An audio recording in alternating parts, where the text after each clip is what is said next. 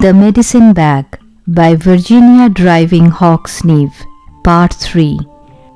I felt a hard squeeze from where my heart is supposed to be and was scared. But I answered, "Okay, Grandpa." All night I had weird dreams about thunder and lightning on a high hill. From a distance I heard the slow beat of a drum. When I woke up in the morning, I felt as if I hadn't slept at all.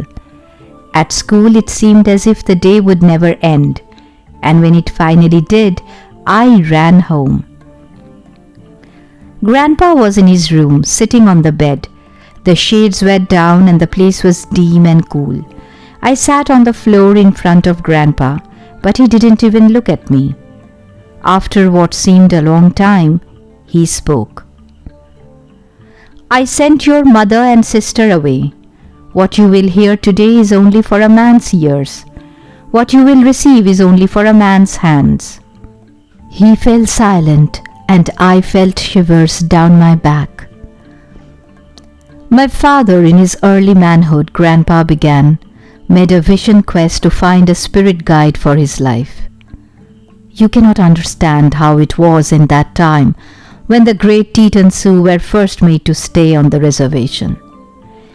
There was a strong need for guidance from Wakantanka, the Great Spirit, but too many of the young men were filled with despair and hatred.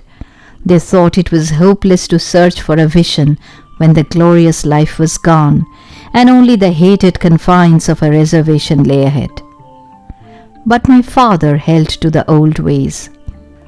He carefully prepared for his quest with a purifying sweat bath, and then he went alone to a high butte top to fast and pray.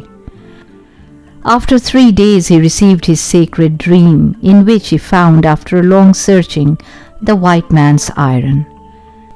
He did not understand his vision of finding something belonging to the white people, for in that time they were the enemy. When he came down from the butte to cleanse himself at the stream below, he found the remains of a campfire and the broken shell of an iron kettle. This was a sign which reinforced his dream.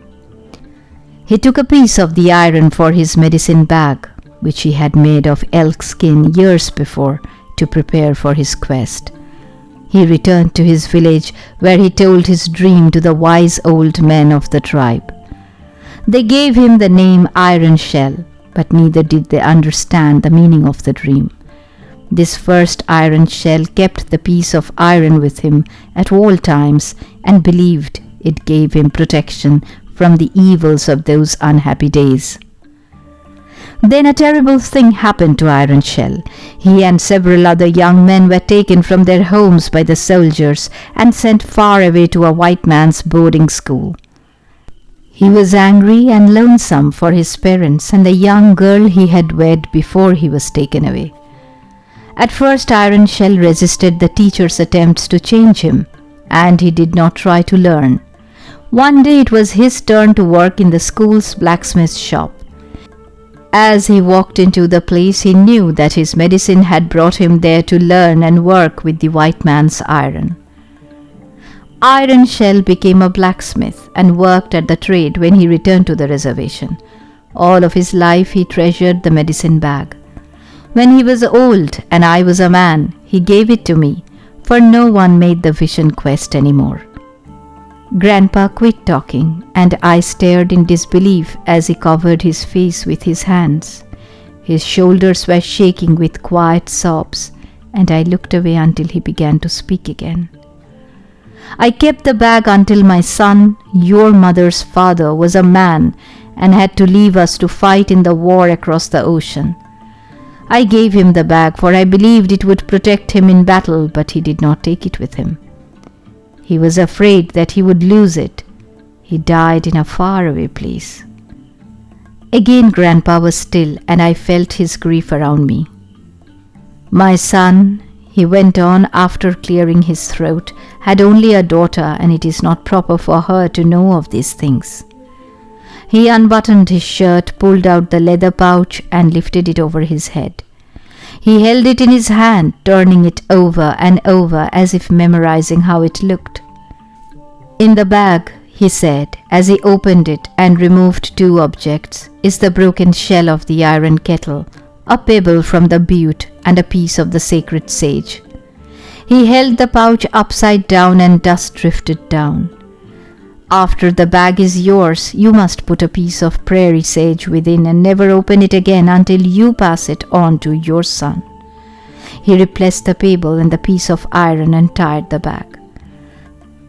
I stood up, somehow knowing I should. Grandpa slowly rose from the bed and stood up right in front of me, holding the bag before my face. I closed my eyes and waited for him to slip it over my head, but he spoke. No, you need not wear it. He placed the soft leather bag in my right hand and closed my other hand over it. It would not be right to wear it in this time and place where no one will understand. Put it safely away until you are again on the reservation. Wear it then when you replace the sacred sage. Grandpa turned and sat again on the bed. Wearily he leaned his head against the pillow. Go, he said. I will sleep now. Thank you, Grandpa, I said softly and left with the bag in my hands. That night, Mom and Dad took Grandpa to the hospital.